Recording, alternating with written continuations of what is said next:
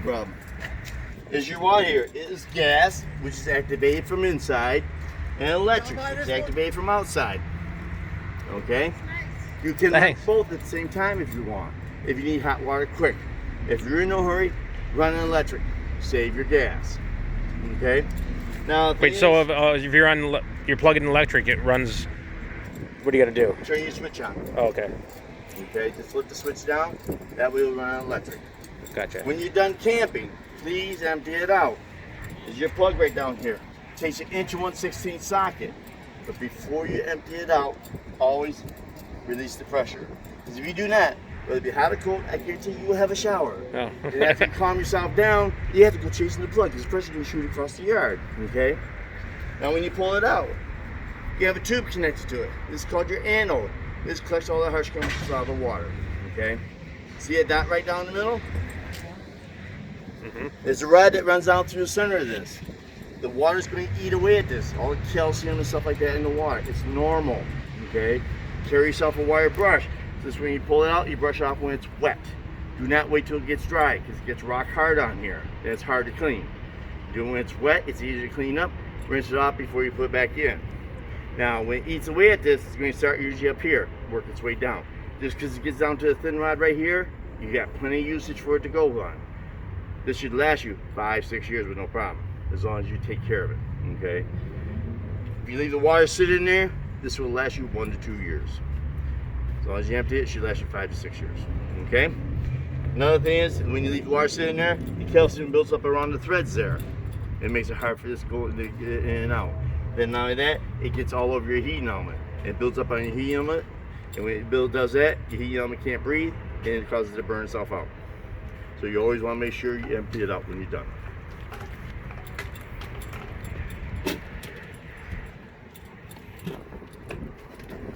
If you're outside shower, in case you're near the beach or something like that, you need to go ahead and rinse off before you go inside the camper. So this is where my wife showers, you're saying? Yes, sir. Yeah, if you can do it, no problem. Okay, I've already got the back jacks up and everything, so you're all set to go. Okay, let me have Andrew come out here and go over a few things with you. Okay, I'm sorry. That's all right. As long as you have your system pressurized either by your city water or by your on-inboard tank here, it operates just like any other shower with this hot and cold turn on. You can actually turn the shower head on and off with this little lever here. Some people leave it on all the time, some people turn it off all the time. It's a matter of preference. It's not going to leak if you leave it on. So it don't matter one way or the other. Either you can have those. Basically, for a shower, that's it. As long as you got water through your system, it's going to operate.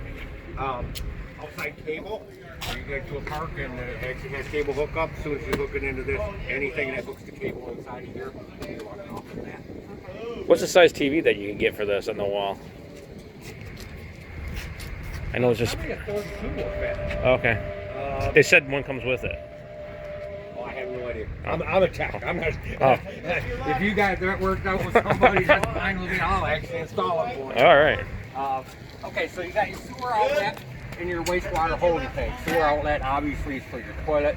Wastewater is for your sinks, your showers, anything like that. You know the difference between the two, even if these would happen to disappear, is gray handle, black handle. Small, large. So this is always going to be your black tank to flush it. You got to bang into them pretty hard. And then this would be your gray water tank for your sinks. So the black is poop, and then the. Yeah. Okay. Okay. And the way I always remember is some of them don't have it, but this one happens to have a gray handle on it, so that tells you it's a gray tank. But if it did have a black handle on it, you know it'd be the gray tank because of the smaller diameter. Now to hook up to the system at like a campground, what do you need? Does it come with the tubes? No. They have the tubes in there. The only thing this will come with is the connector that connects to this. Then you would actually have to attach it to the tube yourself with a big old clamp. You still have to buy the tube. How much is the tube?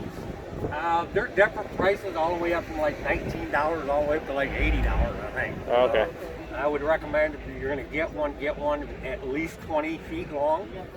You just never know how far you have to go to reach it. So you don't ever want to get there and be short.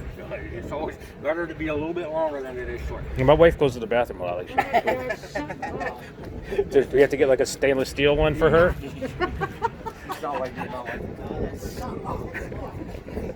So when you're going to leave your campground, if they don't have it right at your site, they usually have a dump station as you're pulling out.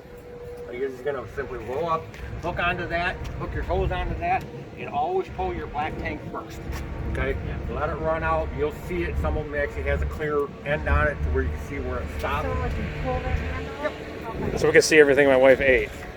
Oh, got it. Okay. Sorry, Josh.